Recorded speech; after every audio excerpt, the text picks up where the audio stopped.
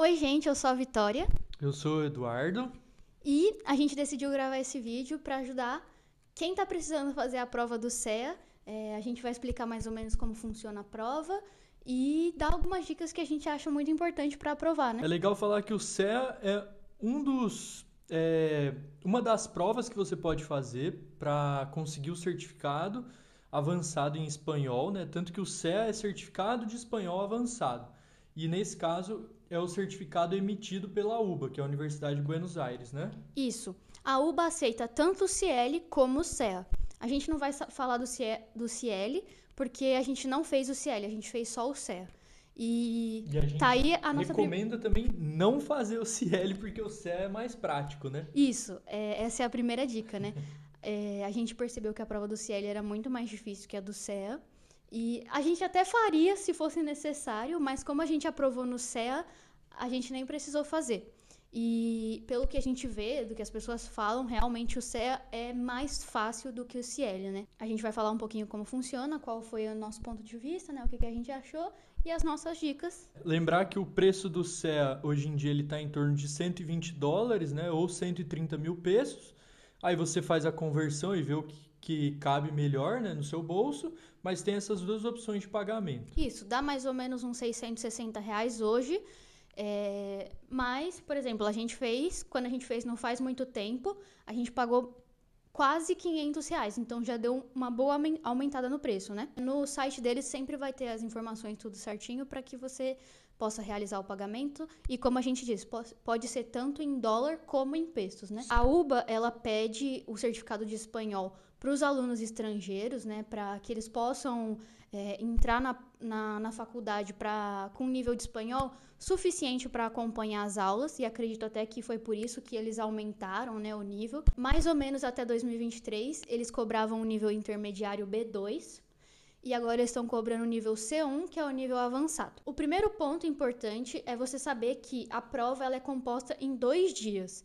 Então, diferente do CL, que é em um dia só, né? O CEA, você precisa ser aprovado no primeiro dia, que é a prova escrita, que a gente já vai dar mais detalhes, e depois você faz a prova oral. Qual foi o seu primeiro exercício?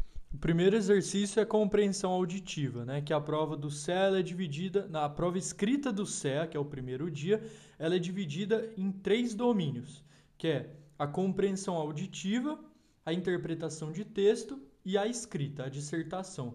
No caso, a primeira parte da prova é a compreensão auditiva, que você vai basicamente escutar, né, pelo rádio, né, eles colocam uma caixa de som e eles vão colocar um áudio ali. No meu caso, foi de um podcast falando sobre um determinado tema. Escutar esse áudio, que ele vai ser reproduzido 2 vezes. Você escuta esse áudio e você vai ter que responder ali em torno de 4, 5 perguntas acerca daquele tema que está sendo discutido ali. No meu caso, eu tive um pouco de dificuldade na primeira vez, né? Na primeira passada de áudio. Então eu só anotei alguns pontos-chave e aí na segunda passada de áudio eu complementei.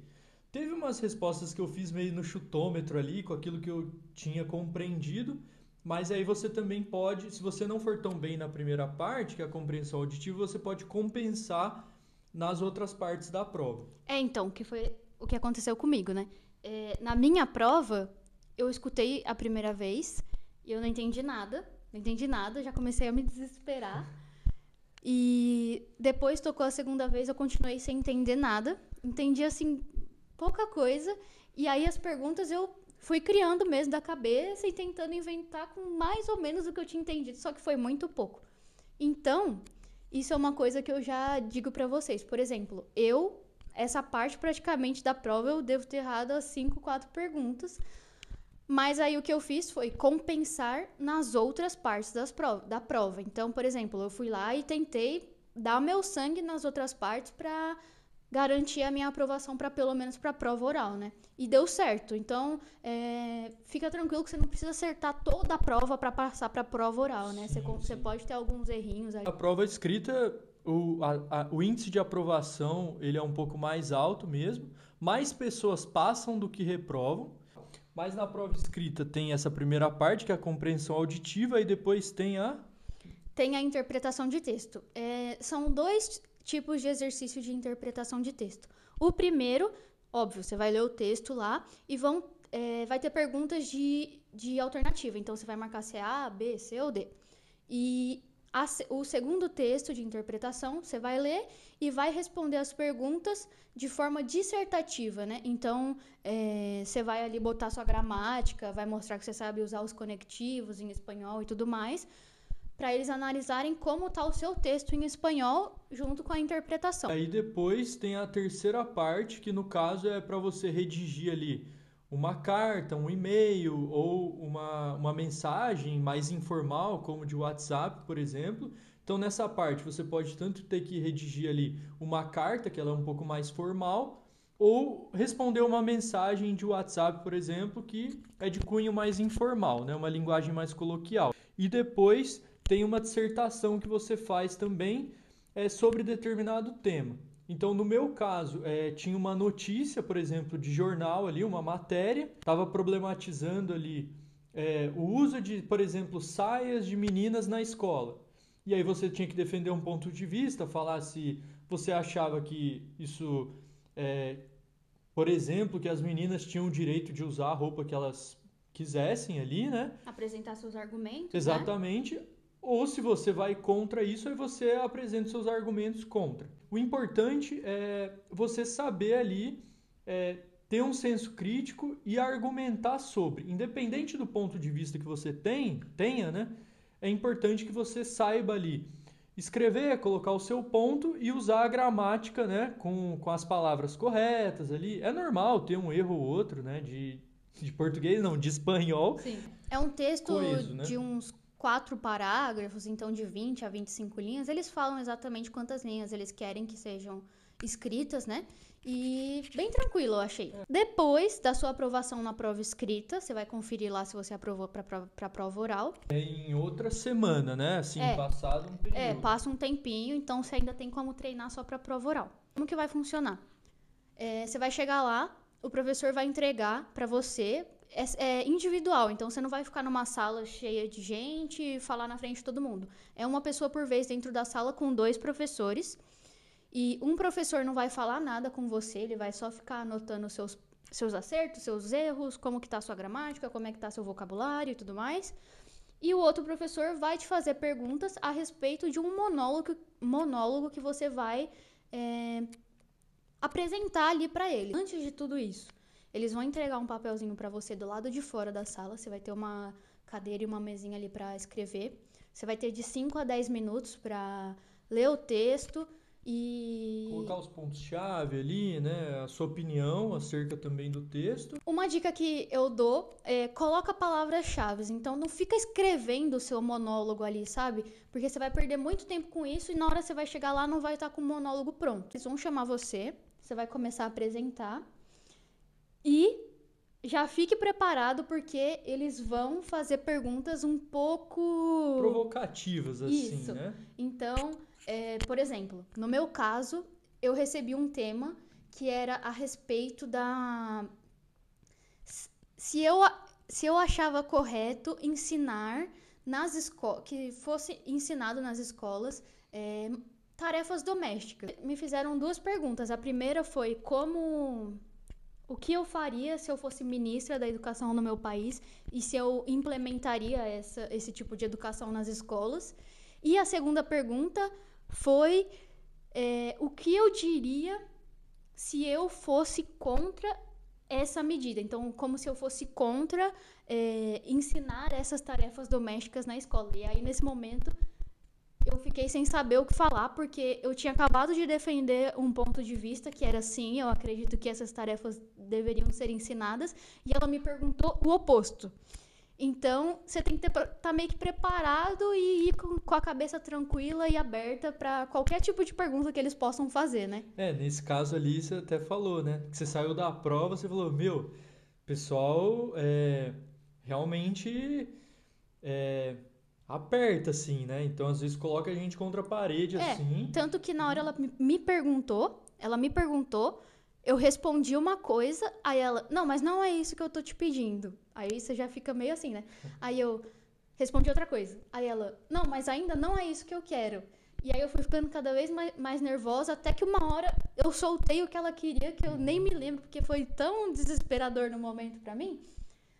Mas eu saí com a impressão, assim, essa é outra dica que eu tenho. Eu saí achando que eu não ia passar por conta disso, porque ela me fez uma pergunta e eu precisei de alguns segundos ali até entender o que ela estava querendo, e eu imaginei que eles iam entender isso como, sei lá, uma dificuldade do espanhol, né? Mas no final eu aprovei. E tem as outras questões também, né, da prova, que é, no caso, a apresentação pessoal. Eles vão fazer perguntas pessoais, então vai do avaliador o que ele vai querer perguntar pra você. Pra gente, eles perguntaram, foi individual, né? Mas nos dois casos eles perguntaram de onde a gente veio, por que a gente veio pra Argentina e tudo mais.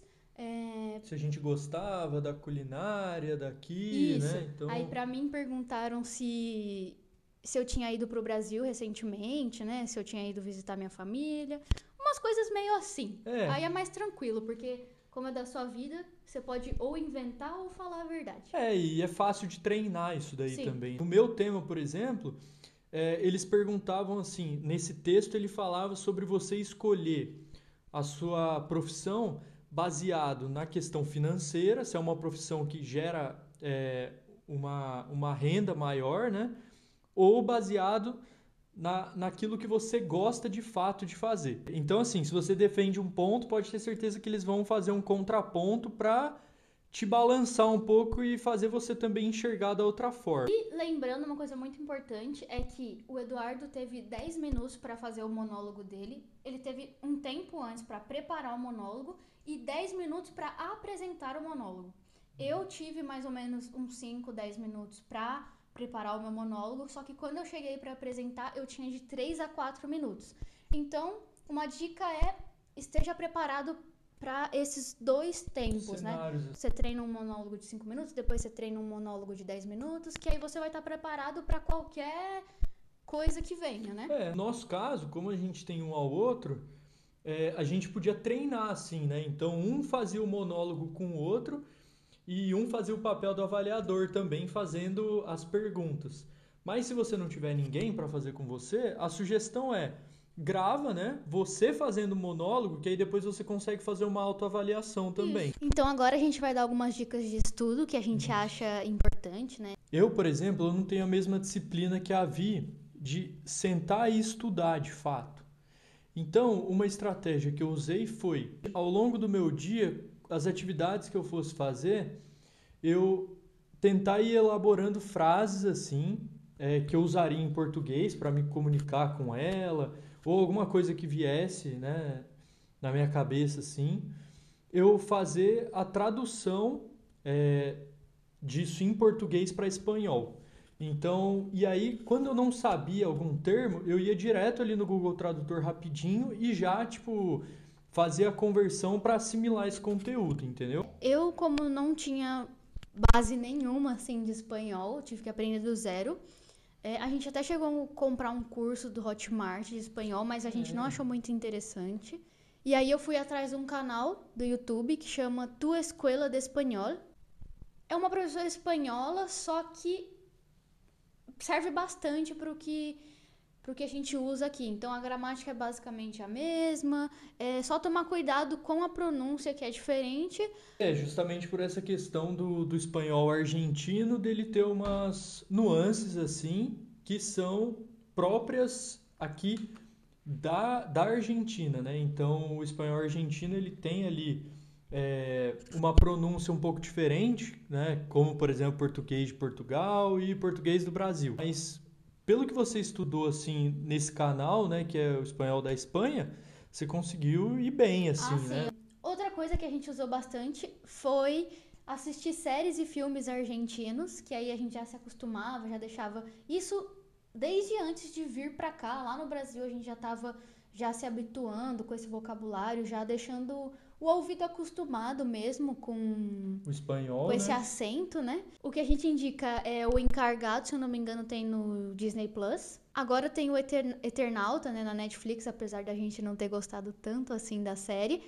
Mas é uma série argentina, então tem como você usar a seu favor em relação a isso, né? Além disso, no Disney Plus tem uma aba lá de séries e filmes argentinos, produções argentinas, né? Então tem bastante conteúdo para vocês usarem ali. E a gente também usa, né? Fazia bastante as matérias de jornal ali.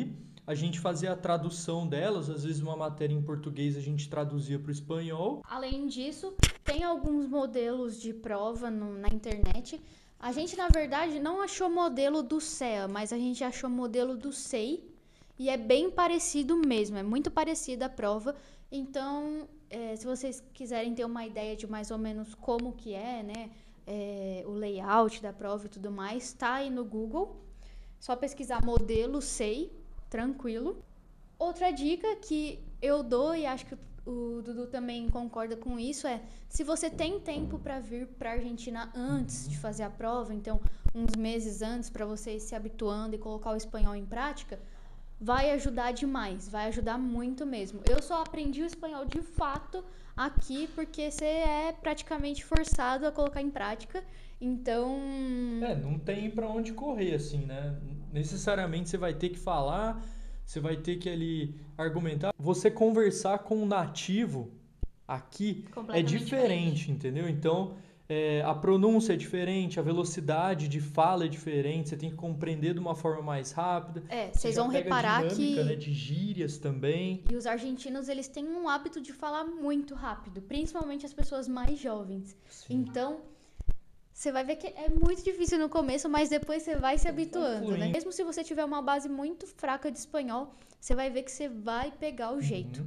Bom, então, acredito que seja isso. As dicas que a gente passou foi basicamente o que a gente usou, né? Certeza que vai dar tudo certo, que vocês vão ser bem-sucedidos aí na prova para começar a cursar aí, né?